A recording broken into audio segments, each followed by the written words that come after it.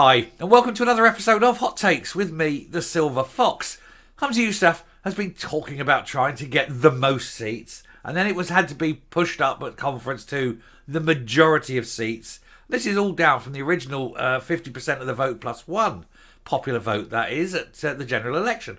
None of these things are going to happen. It doesn't matter what they propose. It's pointless. It isn't going to happen. And even if it did, it won't mean anything. The UK government won't engage. But they certainly won't get the majority of seats. They won't even get the most seats. The latest analysis is showing that their MPs will fall from where they are now all the way down to just 18.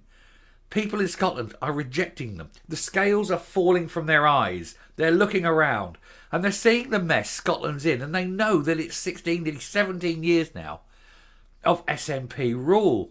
And all of a sudden, they're wising up. The cult of Nicola is gone, and so reality bites. And it's biting the SNP hard, and it's biting Humza Yousaf firmly on his arse. He's a dead man walking. He just doesn't know, does he? He hasn't got a clue what is coming. So it doesn't matter what he proposes. He can propose anything now. It's like, the tiny party saying, if we do this, we'll get rid of income tax. It doesn't matter what they propose. Won't happen, because he's not going to have the power. Anyway, we'll take a look at this, see what's all gone wrong for Humza, and how it doesn't matter what he says, because the SNP are finished. Here goes. Now, I will say, before we get into this, that down in the comments, I'm bound to have the SNP supporters going, oh, you're talking rubbish, all you're talking about them losing. It's SNP are the biggest party in Scotland, we're the strongest party, we're going to win all these seats, we're going to be independents and all that. They're all delusional. They're all swivel-eyed loons, aren't they? If they sit there thinking that they are going to be a power base in any time soon. Because the writing is on the wall. They won't accept it, of course. They can't. They can't accept reality. They live in a little fantasy world. Anyway, we'll get into this. Humza Yousaf's Skexit strategy is in tatters, with the SNP set to plunge to just 18 MPs. The UK's largest election mapping count has released a new forecast for the general election based on recent polling, and it suggests the Nats will fall well short of the majority that they want. Never mind the majority, my dear hearts. He won't have the most, not at 18 seats. Labour are gonna ping them, aren't they? I mean, you look at that. That huge central belt swathe there. I mean, that is just ripping. That's just Labour. That's just ripping all those seats away. What the SNP going to be left with is not much. I don't see much by way of SNP controlled seats. Do you? I see a load of red, big whack of blue as well. Not surprising. That's traditional Tory land. Is that Aberdeen? That's probably still there by the look of it. But, there's not... That's a big chunk of the central belt has turned red. And that, of course, has got to be worrying when you look at who is in the big chunk of central Scotland there. That central belt. Anyway, Humza Yousaf and the SNP want to redefine the rules of parliamentary democracy in the UK and throw out 100 years of general election history. Instead of voting for parties to form the new government and elect a new Prime Minister, the Nats say that Scots will instead be taking part in a proxy referendum on Scottish independence. Now, they can say what they like. What does it matter? It doesn't matter what they call it. It's a general election. You're voting in a government. You're not voting in a policy. And that's how it works. Just 700 delegates. Is that all they had? That hall holds thousands upon thousands. Unbelievable. Anyway, just 700 delegates voted to try and impose the new policy upon an electorate of 4.2 million people, which means there's 4.1 million people out there, if you take off, it's actually more that aren't SNP members, who don't necessarily want to change 100 years of election history. Who do these arrogant shits think they are? That only 700 of them. It doesn't matter anyway, because it's got no legal bearing. Anyway, thankfully, the strategy is unlikely to be taken seriously by anybody outside the SNP conference. I was joking the other day when I said it would be 12 men and a dog. It weren't far off. 700. It's their annual conference. They boast 70-odd thousand members. Wow. So not even 1% of their members attended conference. That's surely got to be really embarrassing, hasn't it? Anyway, a new general election nowcast from the Election Maps UK suggests that voters of Scotland will return just 18 SNP MPs, down 30. Not down from 30, down 30. They got 48. Well, they had 49? Had 48. No, they had 49. They've lost one. 48. That's right, yeah, because thingy. Rather Glenn. Yeah, so even so, that they're losing 30 seats. Now, if that doesn't cause Humza Yousaf to resign, nothing. The man has got no shame, has he? A resurgent Labour on 28, and they were up from, well, there was 1 at the last election, they're now at 2, but even then. And the Tories on 7, up 1, and the Lib Dems on 4, down 1, I think. Anyway,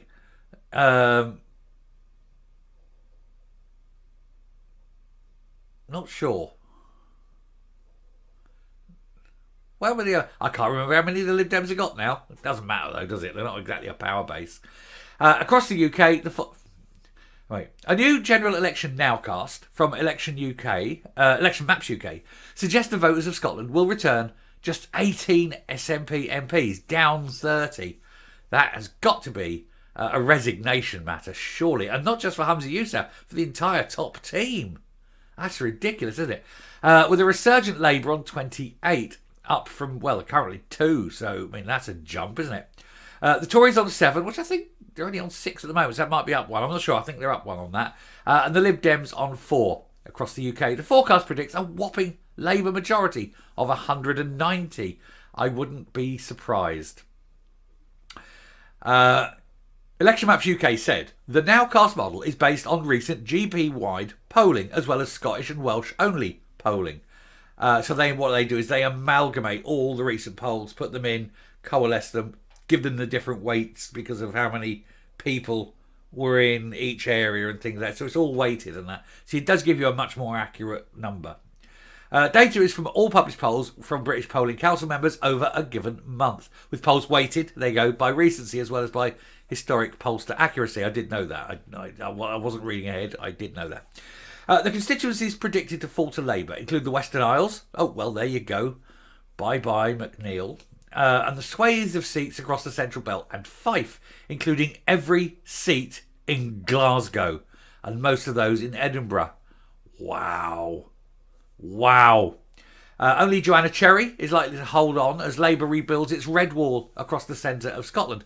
To be fair, I know she's not brilliant, but I do have a little bit of time for Joanna Cherry, I must be honest. She's more human than some of them. Not saying she's great, not saying she's a great politician or anything, but she does come across a little bit more human than some of them. Certainly more sensible than some of them. Elsewhere, the Tories are expected to gain the new seat of Moray West, Nairn and Strathspey, with the Lib Dems winning back the swing seat of Mid Dunbartonshire, formerly East Dunbartonshire. It hasn't moved, they've just changed it, haven't they? Anyway, south of the border, the forecast also predicts a wipeout for the Conservatives on the scale of the record-breaking landslide loss to Tony Blair's New Labour in '97. A lot of the red wall will return. Where Boris won the red wall and turned it blue, that'll go again. Because, of course, all those people, they didn't vote for the Tory party. They voted for Boris. And then the Tory party got rid of their one winning Prime Minister, the one person who could have won, because they've shown sheer and utter lunacy. But that's the Tories for you. They always say with the Tory party, the opposition is in front of you, but the enemy's behind you, when you're at the dispatch box. Anyway, Election Maps UK was founded, blah, blah, blah, we don't care when it was founded. Responding to the forecast, one person said, "Great, that's the end of the SNP. Independence died a while ago and is no longer an issue in Scotland. We're moving on from this disastrous nationalist experiment. Rejoice." Another said, "SNP on 18 seats. De facto referendum idea dead in the water before it's even started. Don't we all know it?" And of course it was always going to be. When you're sitting there and you're watching your polling collapse, you're watching the amount of power you have collapse, people are questioning you at every single stage. Why do you stand there in front of what turns out to be 700 people? I still can't get over it was as little as that. and tell them, prepare for war or whatever, because, we're going, because that's the only way you're getting independence is by marching your tanks to the front line and erecting a border, a fence, a la, East Germany, and declaring yourself a UDI, Universal Declaration of Independence. The only way Scotland's going to do it. And you think that's going to work? Not a chance. You'll be snatched, you'll be in jail for treason, and there we go. Please try it. Please do it. I'd love to see them all sitting there for 30 years. Marvellous. Wandsworth. Stick me in Wandsworth. Long way from family. You know what I mean? Anyway, thank you very much for watching this one. I'm going to round off. I'm going to come up and we'll finish this video. But yeah, 18. There you go. Old Humza Yousaf sitting there in front of, or standing there at least, in front of all the gathered, I'd say masses, the gathered few people up in Aberdeen. Those who could be bothered to make that long journey up to come and see a bunch of useless, no-hope non-entities yabber on about things they don't know about for 3 whole long days. And at the end of it, it's meaningless because the latest polls show that you're not only not having the majority, you're not even having the most seats, you're not even going to be the government. You're finished. Well, you will be the government because you're going to be the government until 2026. But you're not going to be, the government, the leader of the assembly. It's not even in government, is it? But your influence in Westminster's gone, which means a big drop in money because, of course, you get the Westminster money. So your finances are in tatters. And, of course, it's the momentum carrying on towards the Holyrood elections in 2026. And that, of course, is sayonara. It is good night SNP. Of course, Humza Yousaf will have been gone a long, long time before that. So it'll probably be sayonara Kate Forbes. But who knows? That's for the future. We never know what the future holds, do we? But we can certainly look forward to it. Anyway, I shall stop there. Thank you very much for watching this. I hope you enjoyed it. I hope this has been entertaining. I hope you're walking away from this video with a little bit of hope in your heart and a song on your lips as you walk into the brave new world of a non-SNP Scotland. Until then, stay safe, stay well, keep watching. Another video coming because there's more tomfoolery and bumbuggery, isn't there, on this SNP conference. It's going to be more car crashes to come. So do keep watching. I will speak to you later. Bye.